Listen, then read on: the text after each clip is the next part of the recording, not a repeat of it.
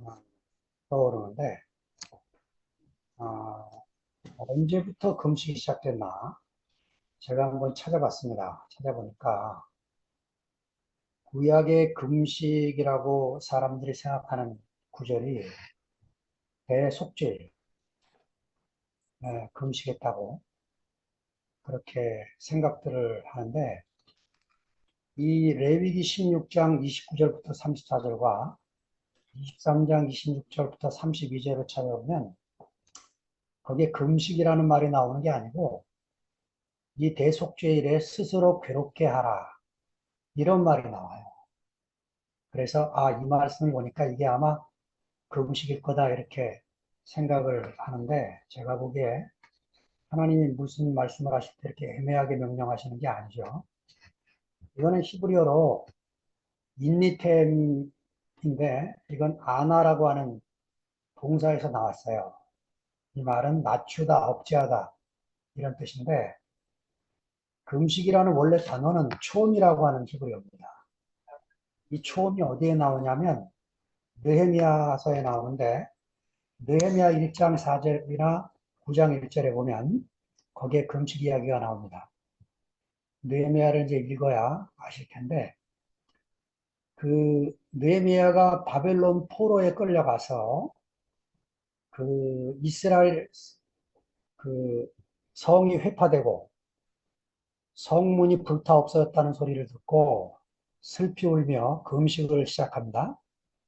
그리고는 다음 장면에 보면 그 느헤미야가 그 왕의 수를 따르러 들어갔는데 느헤미야의 안색을 본 왕이 네 얼굴 왜 그러냐 하고 이제 물어요. 그러니까 이제 느헤미야가 대답을 하죠. 고국에 대한 소식을 들었는데 성이 회파되고 성문이 불타 없어졌다고 합니다. 하고 간곡히 왕에게 자기가 돌아가서 그 성을 세울 길을 왕에게 구하자 왕이 허락을 합니다. 왕이 백성들을 데리고 가서 예, 그 성을 회복하고 오라고 보내서 그 느헤미야가 성공적으로 일을 하고 에스라를 불러서 에스라가 구약 성경을 읽으면서 이스라엘 백성들의 회개를 촉구하자 백성들이 전부 울면서 회개하고 9장 1절에 보면 백성들 전체가 다 금식을 하는 그런 장면이 나옵니다. 이게 아마 이게 발전해서 종교적 훈련으로 지속되어 오다가 예수님 당시에는 완전히 뭐 당연한 것으로 여겨졌고 바리새파 사람들은 일주일에 두 번, 월요일과 목요일 시행을 한 것이 누가복음 18장 12절에 나오고 있습니다. 금식 이야기를 할 때 성경에 보면 금식 자체가 나쁜 것이 아닌 게 나와 있어요.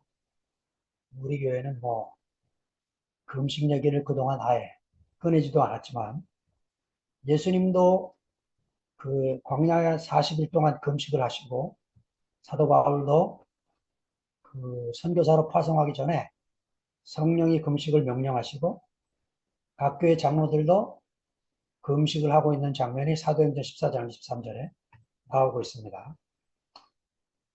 그런데 예수님은 그 금식을 금하신 게 아니고 남에게 보이기 위한 금식. 우리가 그 신앙의 행습에 있어서 이 주의해야 될 부분이겠죠. 하나님에게 중심이 하나님에게 도달하게 하는 것보다는 남에게 보이기 위한 신앙 행습을 주의하도록 그렇게 경계하고 계십니다. 그러면 참된 금식이 뭐냐? 참된 금식이 이사야 58장 4절에서 9절에 나와 있는데, 우리 영미자매가 읽어주시겠습니다. 보라, 너희가 금식하면서 논쟁하며 다투며 악한 주먹으로 치는도다. 너희가 오늘 금식하는 것은 너희의 목소리를 상달하게 하려는 것이 아닙니다. 이것이 어찌 내가 기뻐하는 금식이 되겠으며 이것이 어찌 사람의 사람이 자기의 마음을 괴롭게 하는 날이 되겠느냐? 그의 머리를 갈대같이 숙이고 붉은 배와 죄를 펴는 것이 것을 어찌 금식이라 하겠느냐? 여호와께 연락될 날이라 하겠느냐? 내가 기뻐하는 금식은 흉악의 결박을 풀어주며 멍에의 줄을 끌려주며 압제당하는 자를 자유하게 하며 모든 멍에를 꺾는 것이 아니겠느냐? 또 줄인 자에게 내 양식을 나누어 주며 유리, 유리하는 빈민을 집에 들이며 헐벗은 자를 보면 입히며 또 내 권력을 피하여 스스로 숨지 아니하는 것이 아니겠느냐. 그리하면 내 빛이 새벽같이 비칠 것이며 내 치유가 급속할 것이며 내 공의가 내 앞에 행하고 여호와의 영광이 내 뒤에 호위하리니 내가 부를 때에는 나 여호와께 응답하겠고 내가 부르짖을 때에는 내가 여기 있다 하리라.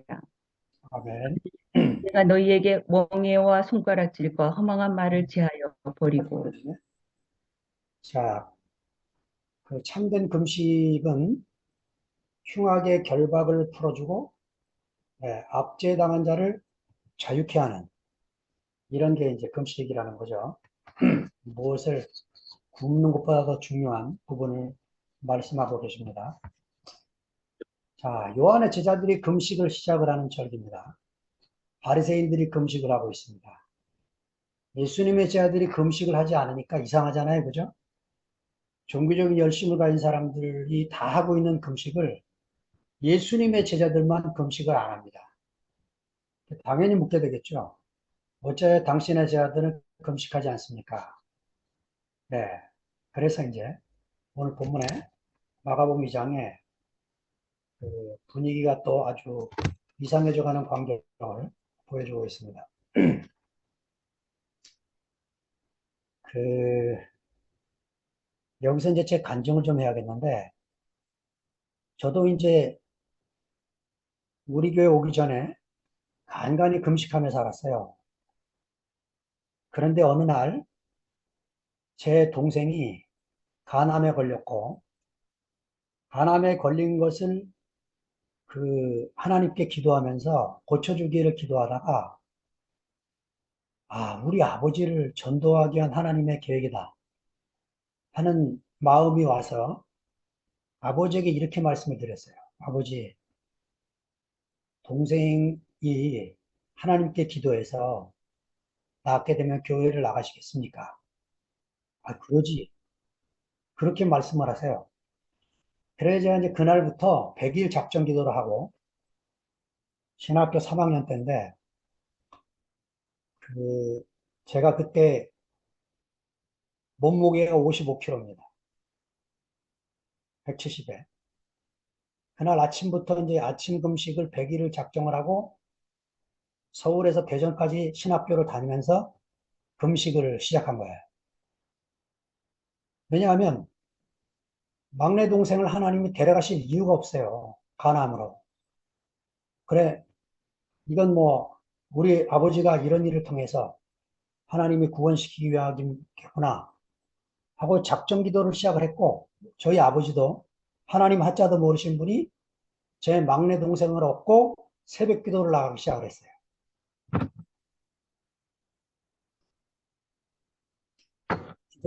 제가 기도를 작정하고 시작한 지 70여일 만에 교회에서 여름 성경학교 봉사를 하고 있는데 집에서 소식이 왔어요.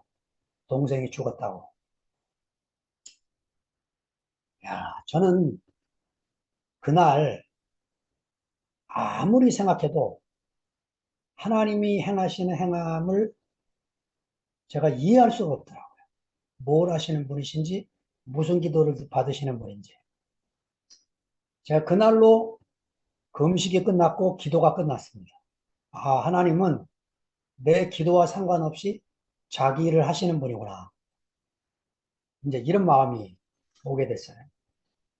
그러니까 제가 기도하지 않아도 하나님이 하실 일을 행하시고 제가 기도해도 하나님의 뜻과 관계없는 것은 이루시지 않는 거를 봤어요. 그냥 제 기도와 상관없이 제 뜻과 상관없이 하나님은 자기 뜻을 실행하시는 분임을 알게 된 거죠.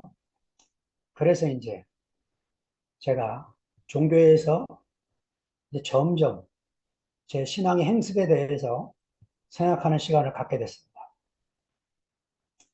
이제 지금쯤 와서 돌이켜보면 저 같은 목사들이 종교적인 열심이 강해서 죄를 만들고 있었구나 하는 반성이 이제 생기게 되는 거죠.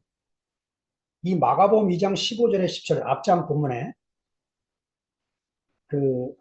지난주 화요일 날 말씀을 나눴던 여기에 보면은 15절에 17절 사이에 세리와 죄인들이라는 말이 세 번이나 나와요. 이 죄인들이라는 개념, 이 하말토록이라고 하는 이 말은 그 지금 현대적인 개념의 도덕적이고 율법적인, 아니, 윤리적인 범죄자, 이런 것이 아니고, 당시의 유대율법을 지키지 않거나 지키지 못하는, 지킬 수 없는 사람들을 통칭할 때 세리와 죄인들이라고 하는 말을 이렇게 쓴 거죠.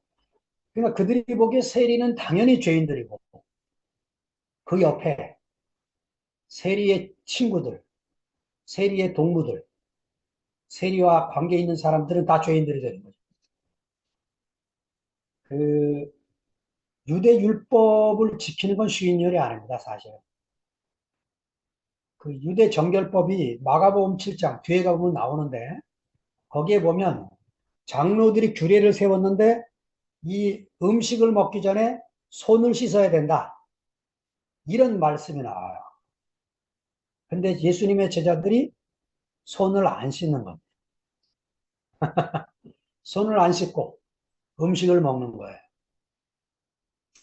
근데 이 일반 사람들이 더군다나 식민지 백성이 손을 씻고 음식을 먹는 건 당시 유대 땅에서 물이 모자라는 사회에서 쉬운 일이 아니에요.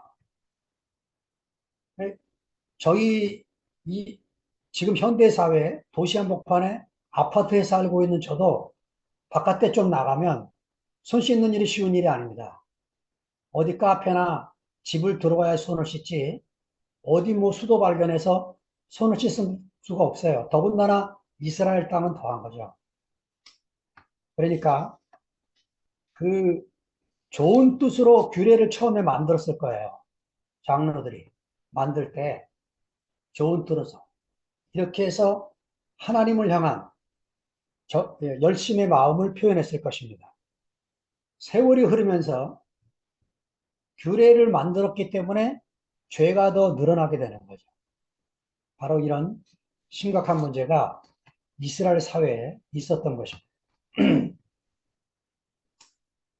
그 제가 이제 26살에 군목으로 들어갔으니까 그때 목사 안수를 받아서 42, 3살까지 거의 한 18년을 목사 일을 했습니다. 그랬다가 이제 대국교회를 만나고 아이고 미엘레 목사님을 뵈니까 나 같은 사람이 목사 일을 하면 안 되겠구나. 설교는 저런 분이 해야 되고 예,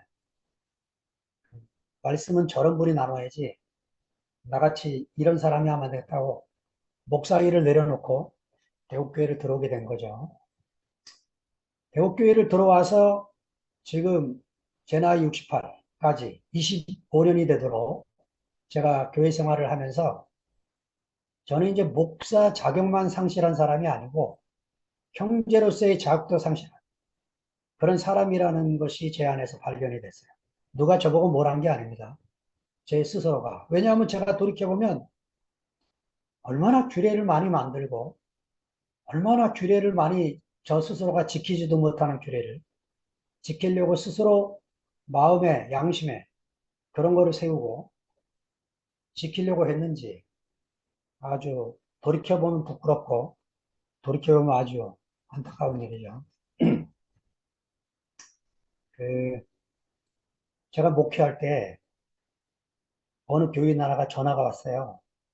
뭐라고 전화가 왔냐면 목사님 제가 이번 달에 11조를 드리면 우리 아이 우유값이 없는데 어떻게 하면 좋을까요? 분유값이 없는데.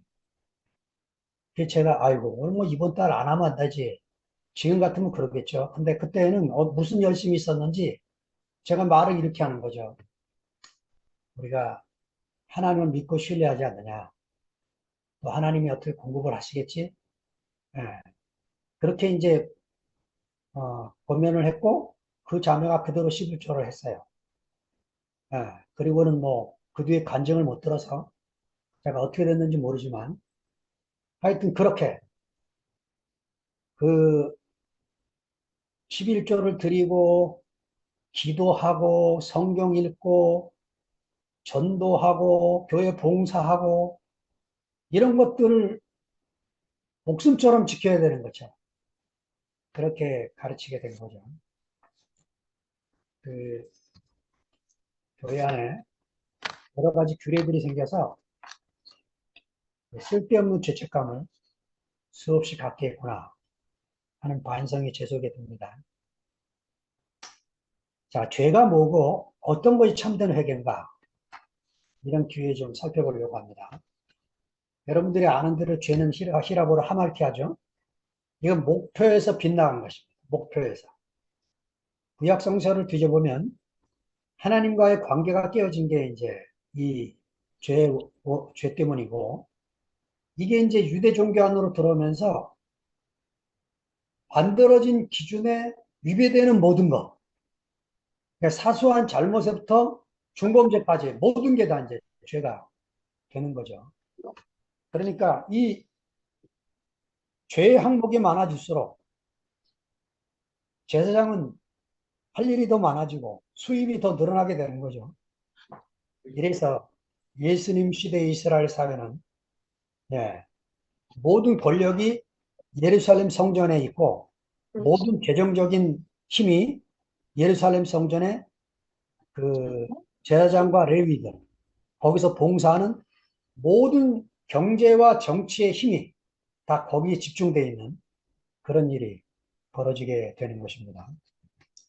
죄가 많을수록 드려야 될 재물들이 많아지고 예, 죄책감이 많을수록 1년에 3번 하나님께 와야 될 그 규례를 꼭 지켜야만 되는 그런 일이 벌어지게 되는 거죠. 예, 지금 뭐 이슬람 사람들만 메카를 향해서 가는 게 아니고 유태인들도 끊임없이 지금도 그런 일을 행하고 있게 되는 것입니다. 그런데 참된 회개는 그런 게 회개가 아니고 우리가 이제 성경에서 하나하나 살펴보길 바랍니다. 이사야 6장에 보면 이사야가 회개를 합니다. 이사야는 어떻게 회개를 하고 회심을 하게 되는가 보겠습니다. 이사야 6장 1절부터 5절 명장을 읽습니다. 오시아 왕이 죽던 해에 내가 본즉 주께서 높이 들린 보좌에 앉으셨는데 그의 옷자락은 성전에 가득하였고 스랍들이 모시고 섰는데 각기 6날개가 있어 그 둘로는 자기 얼굴을 가리었고 그 둘로는 자기의 발을 가리었고 그 둘로는 날며 서로 불러 이르되 거룩하다 거룩하다 거룩하다 만군의 여호와여 그의 영광이 온 땅에 충만하도다 하더라. 이같이 화답하는 자의 소리로 말미암아 문지방의 터가 요동하며 성전의 연기가 충만한지라. 그때에 내가 말하되 바로다. 나여 망하게 되었도다. 나는 입술이 부정한 사람이요 나는 입술이 부정한 백성 중에 거주하면서 만군의 여호와신 왕을 배웠음이로다 하였더라. 네, 아멘. 자, 이사야가 자기가 입술이 부정한 사람이고 입술이 부정한 백성들 가운데서 내가 여호와이신 왕을 뵙구나. 만군의 여호와이신 왕을 뵙구나. 그러니까 이사야는 예언자 아닙니까? 예언자가 하나님 면전 앞에서 자기 문제가 발견이 된 거죠. 그래서 하나님께 회개하는 장면이 여기에 나오고 있습니다. 자, 두 번째는 누가복음 5장으로 가보겠습니다. 누가복음 5장에 보면 베드로가 또 회심하는 장면이 나옵니다. 5장 1절부터 10절까지 읽겠습니다. 무리가 몰려와서 하나님의 말씀을 들을새 예수는 게네사렛 호숫가에 서서 호숫가에 배 두 척이 있는 것을 보시니 어부들은 배에서 나와서 그물을 싣는지라. 예수께서 한 배에 오르시니 그 배는 시몬의 배라. 육지에서 조금 떼기를 청하시고 앉으사 배에서 무리를 가르치시더니 말씀을 마치시고 시몬에게 이르시되 깊은 데로 가서 그물을 내려 고기를 잡으라. 시몬이 대답하여 이르되 선생님, 우리들이 밤이 새도록 수고하였으되 잡은 것이 없지만은 말씀에 의지하여 내가 그물을 내리리이다 하고 그렇게 하니 고기를 잡은 것이 심히 많아 그물이 찢어지는지라. 이에 다른 배에 있는 동물들에게 손짓하여 와서 도와달라 하니 그들이 와서 두 배에 채움에 잠기게 되었더라. 시몬 베드로가 이를 보고 예수의 무릎 아래에 엎드려 이르되 주여 나를 떠나소서 나는 죄인이로소이다 하니 이는 자기 및 자기와 함께 있는 모든 사람이 고기 잡힌 것으로 말미암아 놀라고 세베대의 아들로서 시몬의 동업자인 야고보와 요한도 놀랐습니다.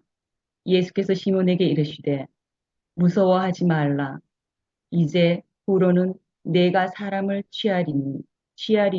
취하리라 하시니. 네. 그 베드로가 고기를 잡고 있는 동안에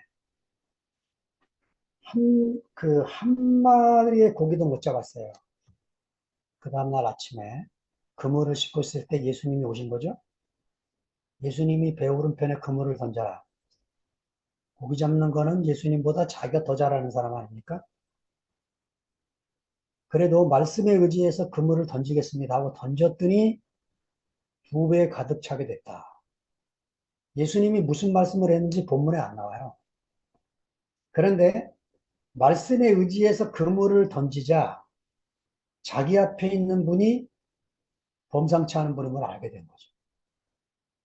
그리고는 예수 앞에서 무릎을 꿇고 나는 죄인입니다. 나를 떠나소서 이런 고백을 하게 된 거죠. 자, 마지막 하나 더 보겠습니다.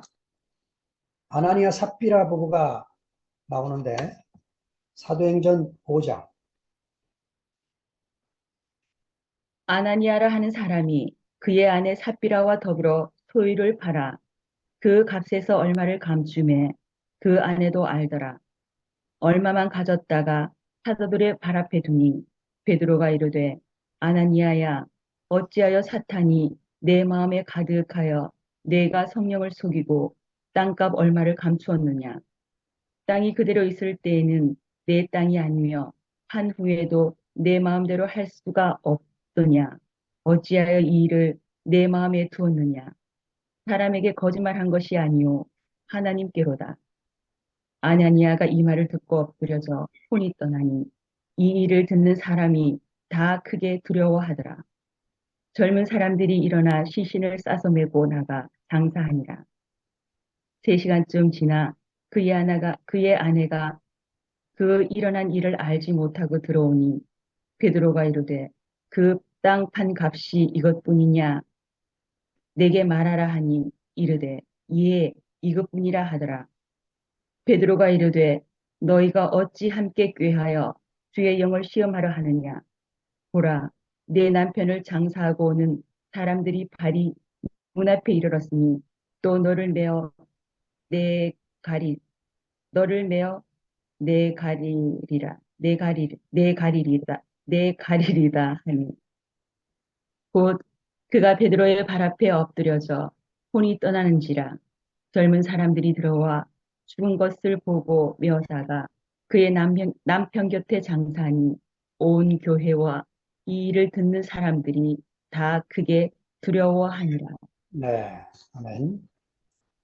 지금 베드로 앞에 책망을 받고 있는 아나니아 삽비라 부부가 나오는데 하나님이 지금도 이렇게 하시면 교회 안에 남을 사람이 얼마 없죠.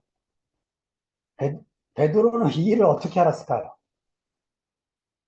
아나니아와 삽비라 부부가 의논해서 하나님께 드려야 될 약속의 헌금을 감추고 다 하지 않고 있는 것을 베드로는 어떻게 알았을까요? 네, 이건 성령께서 행하시는 일임을 오늘 본문이 보여주고 있는 거죠. 자, 제가 왜 이 세 케이스를 이렇게 보여드리고 있냐면, 구약 전체를 뒤져보면요. 주인공이 사람이 아니에요. 하나님이시지. 신약 전체를 보면 복음서뿐만 아니고 요한계시록까지 예, 예수께서 말씀하시기를 예수께서 가라사대. 예수님이 열어놓은 게 신약 세계죠.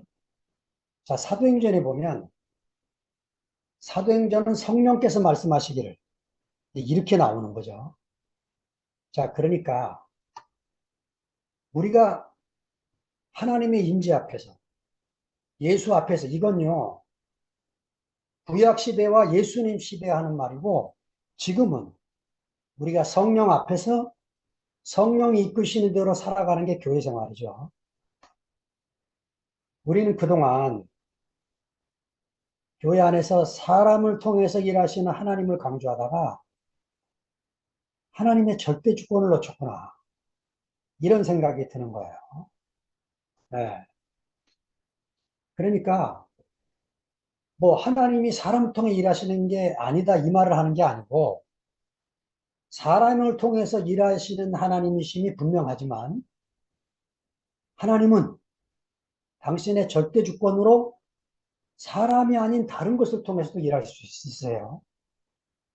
좀 더 구체적으로 말씀을 드리면 내가 아니래도 하나님이 다른 사람을 통해서 아니 하나님 자신으로 하나님의 절대 주권으로 일을 행할 수 있음을 우리가 열어놓고 살아가야 하는 거죠. 제가 우리 딸 신모띠 전사 우리 둘째 딸하고 교제하면서 제가 이 얘기를 했어요. 너희들은 하나님을 두려워하는 모습이 안 보인다 그랬더니 우리 둘째 딸이 아빠 왜 우리가 하나님을 두려워해야 돼? 그래서 내가 쓰는 말이 영어의 fear 그 두려움을 말하는 게 아니고 경외다 경외 그런 말을 했어요. 그 이르아하 히브리어의 이르하하 야레라고 하는 이 동사인데 이거는 일상을 살아가는 약간의 근심 걱정부터 시작해서 내 인생의 큰 두려움까지 다 포함하고 있는 이 히브리어인데 여러분 뭐 이 하나님을 만난 경험이 있는 사람들 성령의 침례를 받았던 사람들 속에는 이게 다 있어요. 이 하나님의 절대 주권이 아니고는 내 인생도 그렇지만 하나님이 세우신 교회도 이 성령이 아니고는 되어지지 않는 걸 압니다. 그러니까 우리가 사람을 통해 일하시는 하나님, 이것도 중요하지만 사람 없이도 일하시는 하나님, 이것도 중요한 거예요. 이 두 가지를 다 우리가 놓치지 말고 살아야 되고, 그래서 늘 사람이 무슨 생각을 하기 전에 하나님이 당신의 뜻을 따라 일하고 계시는 이 하나님을 우리가 놓치면 안 되고, 그래서 내 앞에 서 있는 사람을 존경하고 따르는 거는 좋지만, 그를 너무 크게 생각해서 사람을 뭐, 내 주님, 내 하나님, 예, 그런 바울도 다른 사도들도 자기 앞에 사람들이 그러면 옷을 찢거나 자기는 아무것도 아니면 늘 고백하며 살아왔어요. 우리가 이런 데에 다시 빠지지 않도록 이 금식 문제를 나누면서 예, 이 말씀을 꼭 드리고 싶었습니다. 구약의 주인공은 하나님이고 신약의 주인공은 예수님이고 교회의 주인공은 성령이십니다. 성령께서 이끄심을 따라 우리가 가고 있는 거지 사람의 무슨 생각으로 우리가 가고 있는 교회가 아님을 다시 말씀을 드리고 싶습니다. 아멘. 마가복음 2장 19절에 가면 혼인집 손님들이 신랑과 함께 있을 때 금식할 수 있느냐? 예수님이 이 금식 문제를 그 사람들이 왜 금식하느냐고 도전하니까 금식 안 하는 이유를 이래서 금식 안 한다 이래 말씀하시는 게 아니고 신랑 얘기를 갑자기 꺼내는 거예요. 결혼 얘기를. 금식하는 사람들 앞에서. 왜냐? 지금 앞본문에 지금 잔치하고 오셨잖아요. 예수님이 세리와 죄인들과 함께 이 레위라는 사람이 주님을 따르겠다고 작정을 하면서 그냥 조용히 혼자 마음 먹고 따른 게 아니고 아예 동네 사람들을 다 불러다가 잔치를 한 그 잔치 다음에 마가가 의도적으로 그 음식을 배치해 놓고 예수가 없는 공동체와 예수가 있는 공동체가 어떤 차이가 있는지를 확연하게 보여주기 위해서 이렇게 배치하고 있는 것입니다. 여러분 종교적인 열심을 따르면 바리새파를 어떻게 따르겠습니까? 예. 그러니까 마태가 이렇게 말합니다. 너희 의가 바리새인과 서기관보다 더 낫지 아니하면 결단코 천국에 들어가지 못한다는 거예요. 우리가 천국 생활이 어떻게 이루어집니까? 우리 의가 바리새인과 서기관보다 나아야 되는 거예요. 뭘 해야 우리가 바리새인과 서기관보다 낫겠습니까? 예. 지난 주일날 말씀을 전하는 그 말씀에 교회는 그리스도가 중심이 돼야 되고 그리스도가 빠지면 교회가 안 된다는 거죠. 얼마나 중요한 말씀인지. 예수가 없기 때문에 바리새파 공동체는 금식 아니라 더한 것을 해도 천국이 없는 거죠. 세리 아니라 더한 죄인이 와도 그 예수가 계신 곳에는 천국이 시작이 되어지는 것이죠. 신랑이 오면 죄인인 줄 알았던 내가 신부로 발견이 되는 거죠. 신부로. 그래서 내가 신부로 발견되면 천국 잔치가 시작이 됩니다. 당시 예수님이 살고 있던 시대에는 일반 백성들 대부분이 다 이 율법 아래 살고 있었기 때문에 자기 멸시의 감옥에 갇혀 살 수밖에 없었어요. 나는 죄인이구나. 저도 어렸을 때 우리 부모님 세대들이 그런 말을 너무 자주 했어요. 왜 이렇게 죽는 사람도 많고 왜 이렇게 병 걸리는 사람도 많았는지. 그들이 하는 말이 내가 전생에 무슨 죄를 이렇게 많이 져서 늘 그런 말을 쓰시는 거예요. 그러니까 일반 백성들 안에 얼마나 그 죄책감이 많은 그런 생활을 살고 있는지 예수님은 바로 그런 사람들 한가운데서 참 사람의 원형, 사람이 사람답게 산다는 게 어떤 것인가 이거를 제자들 앞에서 그들 앞에서 보여주고 계시는 거죠. 교회가 뭡니까? 바로 이런 형제들이 살아있는 것이 교회죠. 이런 형제들이 살아있어서 특별히 제가 그 보는 것은 교회 안에 아주 양심이 그 예민한 분들이 있어요. 이 양심이 예민한 분들이 5년 전의 죄, 10년 전의 죄, 20년 전의 죄를 여전히 괴로워하고 있는 장면들을 봅니다. 아직 살아있는 그리스도, 살아있는 예수가 교회 안에 더 편만하게 증거되고 그럴 필요가 있는 것을 교회 안에서 보게 되는 거죠. 자, 우리가 누구 앞에 서서 사느냐? 이게 너무 중요한 겁니다. 우리가 성령의 침례를 받고 성령이 이끄시는 데에 따라 성령이 이끄심을 따라서 교회를 섬기고 봉사하고 말씀을 전하는 이 형제들 안에서 우리가 하나님의 통치가 이렇게 이루어지는 거구나 하는 것을 경험하고 하나님의 나라가 더 확장되기를 간절히 바랍니다. 그동안 한국교회 규례들이 뭐였습니까? 교인들은 술, 담배를 금기한다. 이게 아주 외국 선교사들이 와서 세웠던 첫 번째 가지. 왜냐? 우리나라는 차 문화가 그때까지도 없어갖고 전부 술 문화가 발달한 나라였죠. 그러니까 술을 금기시킬 수밖에 없었어요. 유익했습니다. 저같이 이렇게 간이 망가진 사람이 만약에 젊었을 때부터 술을 배웠으면 지금까지 못 살았겠죠. 제가 우리 아들에게 그런 얘기 한 적이 있어요.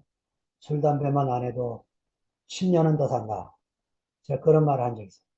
그냥 술, 담배만 안 해도 더 건강할 수 있어요. 좋은 일이죠. 주일 성수, 일요일을 지키고 사는 거, 좋은 일입니다. 새벽기도 나가는 거, 좋은 일이에요.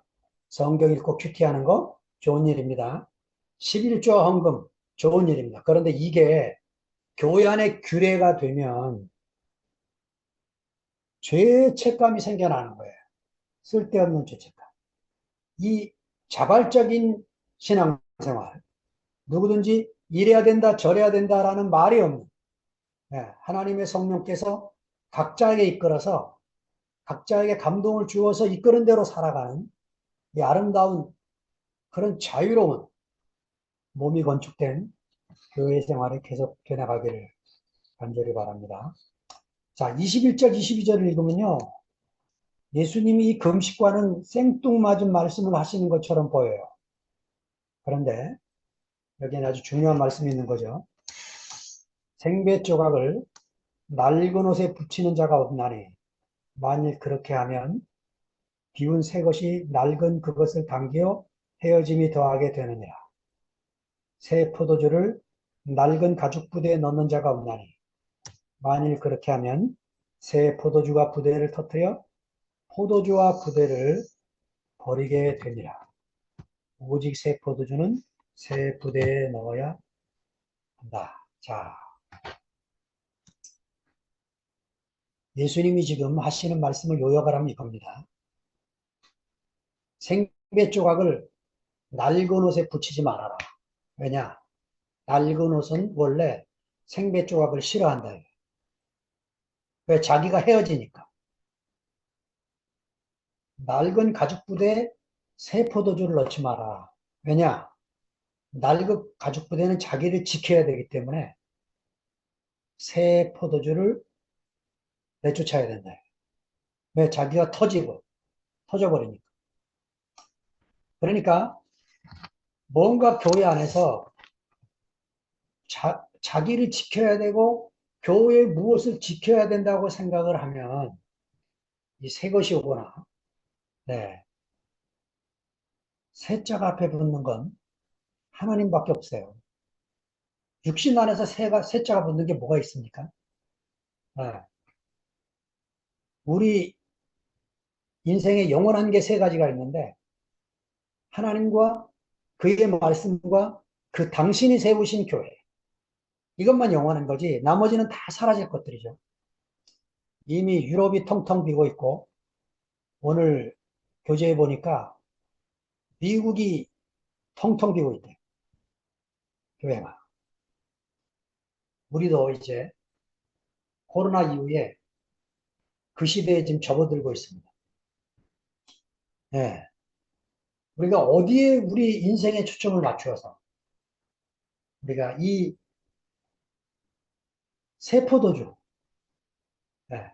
생배초가 우리에게 새로운 이것을 붙잡고 우리가 그 새 시대를 향해서 새로운 세계를 향해서 걸어가야 될지를 생각해야 되는 좋은 시기라고 여겨집니다. 예수님이 여기에 말씀하시는 생배초가 새 포도주는 예수님 자신이죠. 그래서 예수님 자신이 오셨기 때문에 지금 그 유대교라고 하는 종교, 유대교에 포함된 모든 것들, 이런 것들이 다 무너져 내려야만 되는 이런 광경을 비유로 지금 말씀하고 계시는 거죠. 제가 오늘 말씀을 준비하면서 그 임윤찬 이 피아니스트 이 얘기를 제가 끝으로 어, 말을 마치려고 합니다. 미국의 번 클라이번 연주회 가서 18살 소년이 예, 피아노 콩쿨대회에서 우승을 했어요. MBC 기자가 인터뷰를 하는데 소감이 어떠냐 그랬더니 저는 뭐 이런 거 크게 생각하지 않습니다. 3개월 지나면 다 잊혀지는 얘기입니다. 그래서 원래 이런 연주에 잘 안 나가는 사람인데 스승님이 네 실력을 체크할 때 한번 나가보지 않을래 해서 자기가 한번 나와봤는데 어떻게 했다는 거죠. 그래 자기가 여기 나와서 우승을 한 다음에 처음 들은 생각이 뭐냐면 신라 시대의 우르기 생각이 났대요. 대단한 친구죠. 네? 이, 이 우르기 어떤 사람이냐면 그 백제와 신라의 나라의 가운데 껴갖고 예, 이리 치고 저리 치고 하다가 6세기에 멸망당합니다. 예, 이 우르기 가야가 멸망당하니까 자기가 살 길이 없어서 가야금 하나를 들고 신라 땅으로 넘어가죠. 예, 신라 땅에 넘어갔는데 이 진흥왕이 내비두고 있다가 어느 날 국가를 통치하는데 음악이 너무 중요하잖아요. 그래서 밑에 신하 3명을 보냅니다. 보내면서 너희는 신라의 음악을 그 무르한테 가야의 음악을 잘 배워서 신라의 음악을 만들어내라. 이렇게 명령을 합니다. 이 3사람 가가지고 부지런히 이 우르한테 공부를 하고 그 중에 계고라는 제자 하나가 아주 뛰어났어요. 그래가지고 선생이 어느 날 왕 앞에서 연주하기 전에 12곡을 이 제자들한테 주면서 이 곡을 한번 연주를 잘 해봐라 그랬는데 이 계고가 자기 2사람을 불러다가 의논을 해갖고 12곡을 5곡으로 줄여버립니다. 그래가지고 스승 앞에서 5곡을 딱 연주를 하는데 그 스승이 얼마나 기분 나쁘겠어요. 자기가 만든 음악을 그래 고쳐오니까. 근데 이제 이 무릎도 주제 파악을 했죠. 남의 나라 얹혀 살면서 예, 이 새로운 이 받은 제자들을 함부로 대할 수 없으니까 우르기 한 말이 기록이 돼 있어요. 기록이. 우르기 이렇게 말합니다. 즐겁지만 너희들 연주곡을 들어보니까 즐겁지만 방탕하지 않고 애절하지만 슬프지 않구나. 마땅히 왕 앞에서 연주할 만하다. 이렇게 칭찬을 합니다. 그래가지고 고구려에는 검은고가 울려 퍼지고 있을 때 이 신라에서는 가야금을 연주하고 결국은 가야도 망했고 우르기 살던 신라도 망했고 다 망했죠. 그런데 가야금은 살아남아서 지금도 이 대한민국 땅에서 아름다운 음악을 만들어내고 있는 것이죠. 자, 아마 우리가 지금 이렇게 2PM에서 이 간증을 하고 말씀을 나누는 게 우리가 죽고 난 뒤에 어떻게 흘러갈지 아무도 모르는 거죠. 그러나 하나님이 우리 안에 당신의 생명의 소중한 것들을 심으셨다면 성령께서 예, 음악이 역사가 돼서 예, 지금도 가야금으로 남아있듯이 우리에게도 주신 이 무엇이 남아서 예, 이 위기에 처한 대한민국을 살리고 남북이 갈려서 지금도 이제 북한에 헤어진 가족을 만나지 않으면 이제 10년, 20년 뒤에는 더 이상 예, 남북 통일을 기원할 만한 사람들이 사라져버린 이 땅에서 우리가 받은 이 복음은 과연 독일이 통일을 시행해내듯이 우리도 과연 그럴 수 있을까? 기도하는 마음이 들고 갈라진 세계를 연합시키고 통일시키는 생명이 과연 우리 안에 있을까 하는 질문을 던지면서 제 말씀을 마치겠습니다. 주님을 찬양합니다. 아멘. 아멘.